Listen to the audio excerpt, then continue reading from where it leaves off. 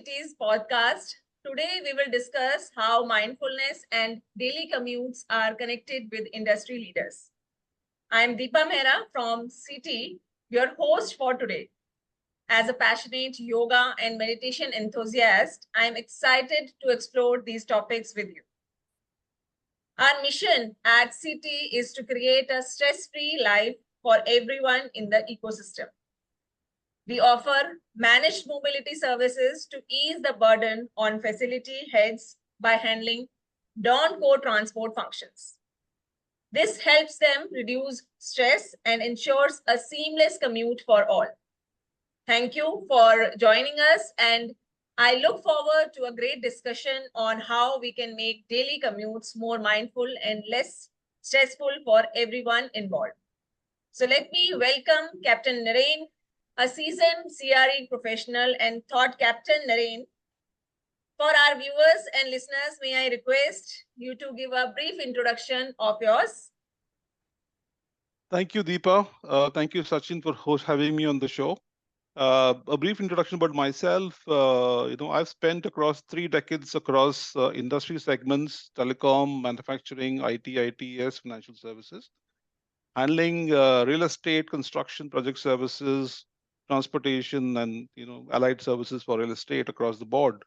I'm a certified professional from RICS, which is member of the Royal Institute of Chartered Surveyors in the United Kingdom, a lead survey FIRES 14001, as well as a certified customer service trainer from IP Service College, right? And I have spent, and I'm based in Bangalore. So that's about me. Thank you for the lovely introduction. So I'm also delighted to welcome Mr. Sachin Agrawal, our co-founder, CEO in this podcast for an insightful conversation. So Mr. Agrawal, can we also have your brief introduction for viewers and listeners? Thank you, Deepa. And Captain, thank you very much. Nice to meet you after a long time. As far as I'm concerned, I bring in about 2.5 decades of my corporate journey in the last so many years. God has been kind, started at a very, very junior level in admin role with a pharma company, and spent about close to a decade into a frontline sales role, and then into operations for about 7, 8 years, and now been into a leadership role for close to about 7, 8 years, and building CT for last 2.5 years. At CT, we have trying to create a niche for ourselves, and we're not someone who can give you X number of vehicles, but we are here to solve a problem of facility heads. Thank you. Thank you so much. Most energetic and visionary CEO, Sachin Agrawal. So it's a lovely introduction. So now again, over to you, Sachin. Okay, thank you, Deepa.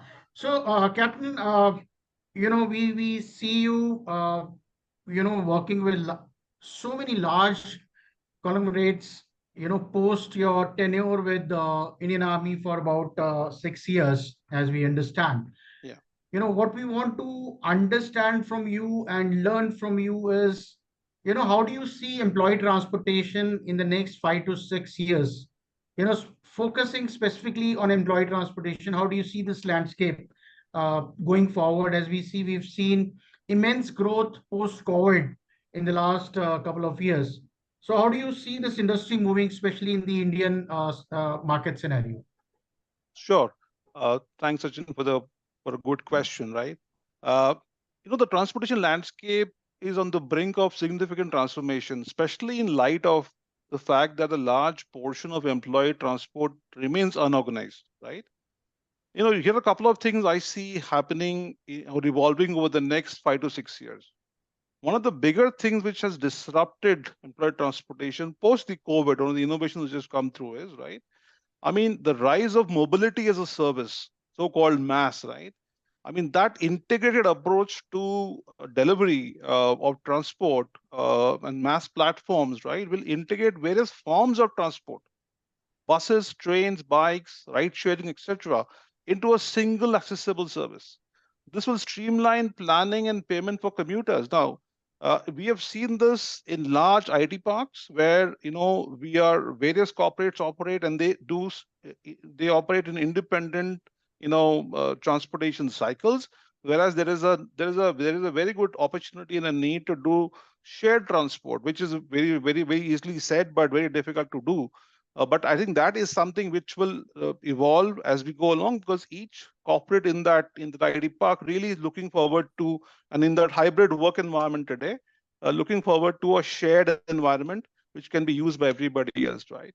I think the second portion of that mass really will be tailored transport solutions, which I just spoke about that, right? Based on employee needs and preferences will become more common. So you will see more transport companies, right, which are in that mass space, evolving to customized transportation. Now, the traditional model of pick up, drop, etc., I think has evaporated to some extent during the COVID story and has come out in a different shape and form. But I think customization will play a bigger role in that, because everybody may not need to be provided a standard stable vehicle, may need a different form of transportation to reach an office, or reach a hybrid office work environment, a workspace, not as main workspace. So I think those are two big things which will happen from a mobility as a service standpoint.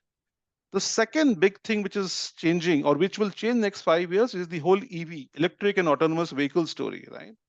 I mean, electric fleets, the shift towards electric vehicles will likely accelerate, driven by environmental regulations and cost efficiency improvements.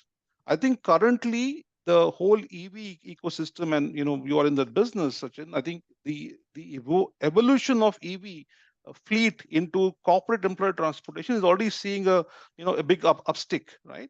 But I think it's more to do with meeting, let's say, ESG goals, right, and drive some optimization. But I think as the regulatory environment changes, and a lot of that is being pushed by the government, you'll also see a lot of things will become not, no, I'm not saying mandatory, but I'm saying will become a good alternative to do from an electric vehicle standpoint. I remember having this conversation in my previous role where we envisaged that 30% of our fleet would be electric, right? At some point of time, as a large operation, we shift about 1 lakh employees every day on transportation system.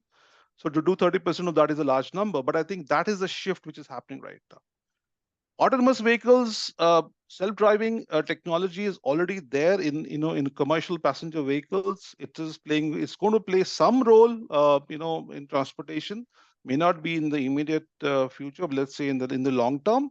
But I'm already seeing that there's a lot of push for autonomous vehicles coming into play. Again, this is again based on the concept of the customized employee needs. That's one of the trips that will come up there. I think the other focus is on enhancing the current model, right? The organized carpooling, the shuttle services, right, will become much more evolved. You may get to a more sophisticated carpooling solutions. You may get to much more, shuttle services which are more optimized routes and schedules. Again, I think the big difference in shuttle will be the real-time data to improve efficiency. Today, it is more based on a concept of, you have a nodal point, you provide a shuttle, and you're done with that. But I think data will drive a lot of that. One of the big things, Sachin, which is going to happen and which we are seeing is big data, right? I think data-driven economy and data-driven decision-making is going to be a big aspect of transportation. If you see the evolution of how the TMS has evolved over the last few years, right? It has reached a stage where it is 90% of auto routing happening, right? It's 10% of correction. But I think AI-driven, cloud-connected technology is driving a lot of that change already. So that is going to get enhanced a lot.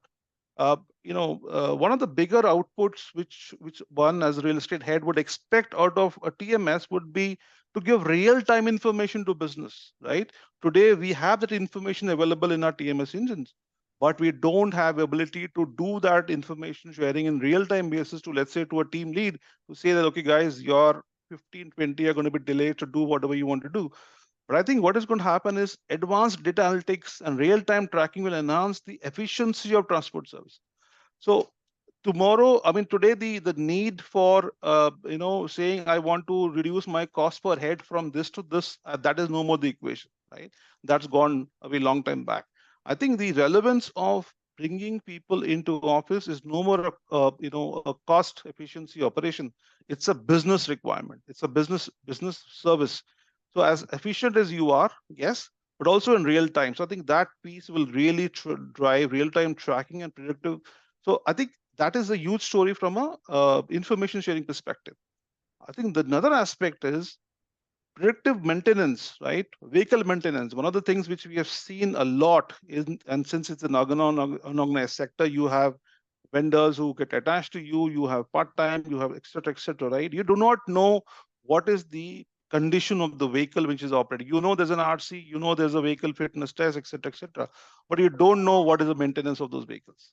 So I think predictive maintenance through the same technology stack is going to really reduce downtime and improve reliability. So I think reliability as a factor of for transportation will see a higher upstick, largely driven by technology, which is going to be really driving, and again based on data, right? So utilization.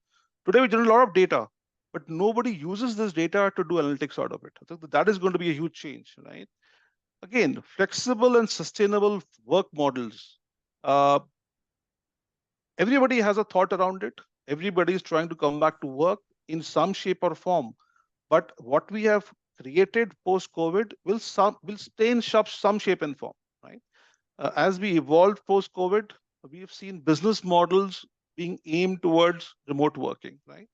I know a lot of organizations who have gone completely remote, but that's not going to be the norm. People will come back ultimately. But I think the flexi hours, the concept of work has changed. So that whole model will, will dictate how this transportation model will really shape up. It change the needs of the companies, whether it is flexible work, infrastructure development, and green transportation. You're talking about hydro, you're talking about EV, you're talking about others. So I think that will drive a lot of the adoption around that, right? Stricter regulations, enforcement of code, those will help transportation to grow and become much better. But I think the biggest thing which will change, and again, I keep on saying this to all my friends in the transport industry, is that transport is not looked at upon as a critical service, or people who provide transport are not looked upon to be great guys. But I think it is one of the most critical aspects of running a real estate organization. It's of an office space, the most critical aspect. If you don't have transportation, there's no business. So I think wellness and convenience of employees that focus will improve, right? Comfort and wellness will improve in the scheme of the overall well-being which is being spoken about, right? That will increase a lot, right? I think feedback is there. There is a mechanism to do that, right? But it will add more to it. You will be able to create more ability to take feedback real time and take action real time. But that concept of doing that will increase a lot, right? But all of this is all dependent towards once you want to get to an organized and innovative transportation solutions, it will depend on technological advancements, regulatory frameworks, and evolving corporate strategies.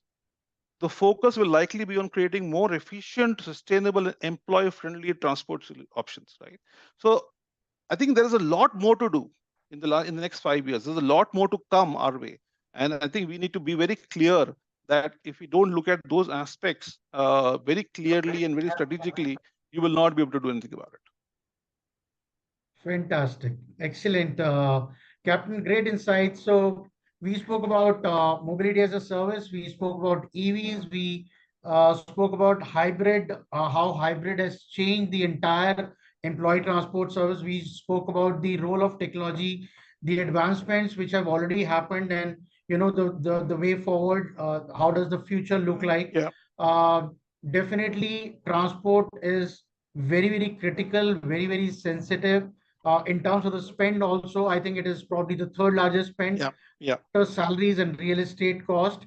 Uh, uh, you know, uh, and there's a lot which needs to be done.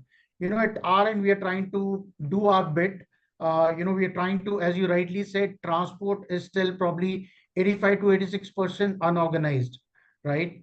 how we are, what is it that we are trying to do from our end is, especially when you talk about a B2B space. Yeah. And mass is something which is not really picked up yet, because there is, reluctance from the, the customers. They don't really want, to share the employee set of employees with other neighboring companies. Yeah. But yes, at our end, what we are trying to do is, and we happen to be consultant to many organizations on transport alone, right? And we've done, white paper study for many organizations, which does include one of the big fours also, right? Even on EVs, we did a detailed study wherein we found out the penetration of EV as of today is just about 3% on commercial sector, That's right. right?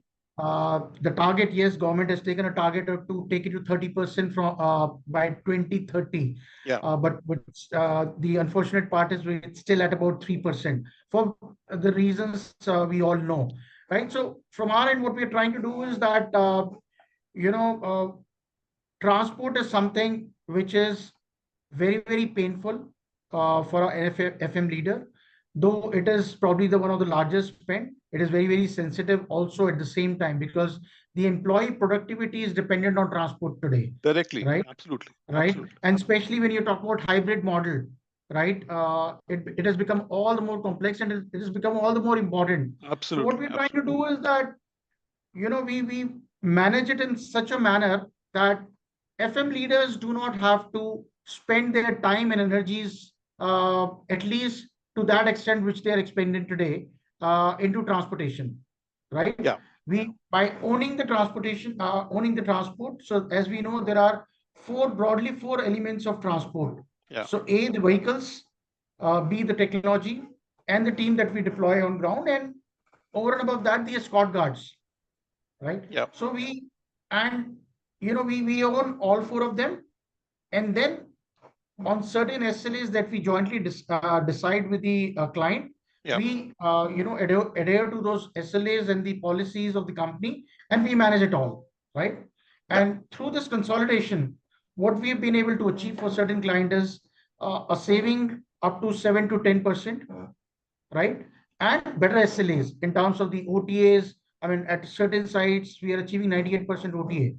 Very good. Yeah. Very good. There are sites where we are doing OTD of 99%, 98, 99%.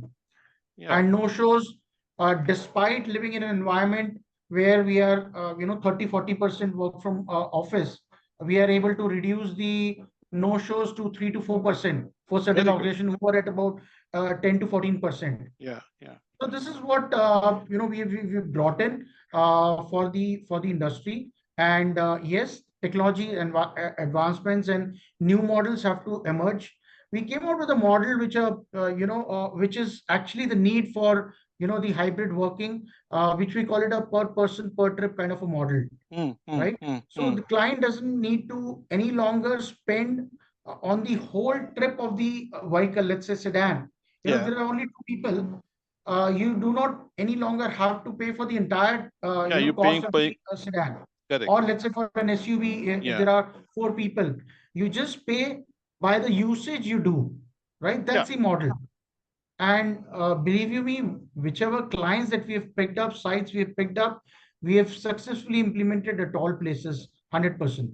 Yeah, it's just to add, no, Sachin, it's just like you want to have an Uber all the while standing at your door. When you want to Uber, you need an Uber when you need to call the Uber, right? It's something like that. So you do that. I think just to add to what you just mentioned, I think the value add in the whole life cycle, right, is extremely important. I think you spoke about very aptly about that. You come and take away my pain of managing that whole piece, and then you shift out and you bring value at every aspect of whether it is manpower, technology, vehicle, compliance, governance, and etc., etc. I think that adds value a lot. Absolutely, bang on. Great. So, moving on, Captain.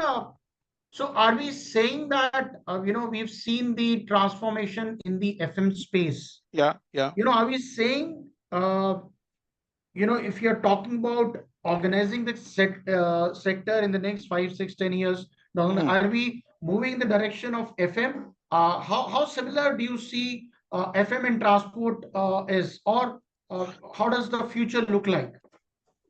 Just to step back on FM, right? I mean, this goes back to, let's say, 10, 15 years back when FM was in a very rudimentary, well, let's say 20 years back, right?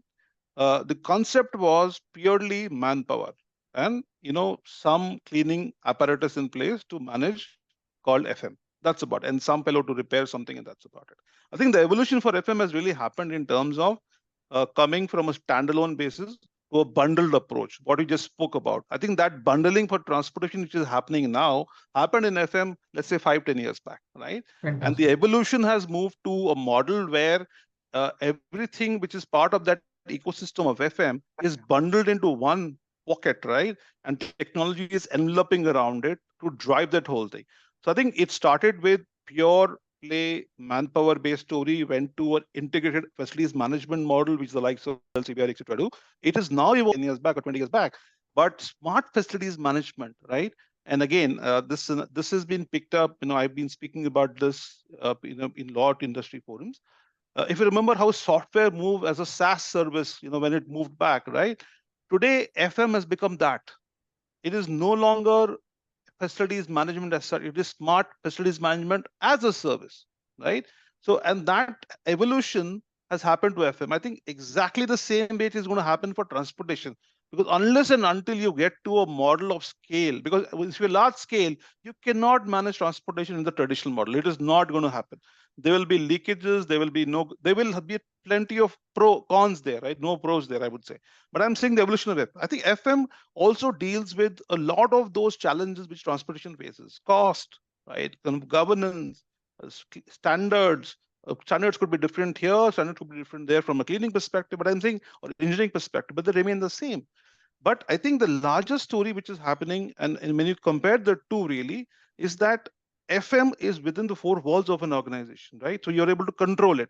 But transportation is outside those four walls. And once your vehicle departs, then you can track it. And that's about it, right? So I think the evolution is also happening in that space where on board the vehicle, what is happening, right? So that evolution is big story. So I think that's the difference. So today on FM, giving his example, right? The smart facility management as a service establishes a command post, a command center approach where let's say I have got 100 sites or 50 sites or 10 sites in the city.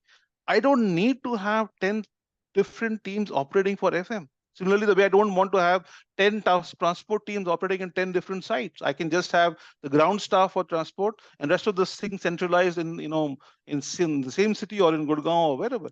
So that approach is coming into play now. So technology is driving a lot of that FM. Similarly, a lot of this tech-driven transportation is going to come into play. Sustainability is on both sides. You have sustainability being shown and driven in FM and real estate because there's a large amount of money which goes into consumables, which is the bulk of where you would do greenhouse, etc., right? Power, green power, etc. So I think transportation also the evolution to EV. So so we see similarities in both the industries where we are seeing similarities in the way they're going to go. Ultimately, we see this on the cloud. Ultimately, we see that this whole thing is going to be driven by a combination of AI-driven, cloud-connected technology, right? With people on the ground the number of people you require to have on the ground, not that you have Uber standing all the time, but that is going to be the differentiation in that. So I think it brings efficiency, it brings both sides. That is the difference, Sachin, really in terms of that, in operational efficiency, in optimization, in EV, in a number of other things also, right? So resource management, I mean, you can put a laundry list on both sides, but I think similar stories are happening across in FM, where the evolution is happening from IFM to a larger SFM model. And transportation, my belief is it should build, and I think it should become transport as a service, which is the TaaS model.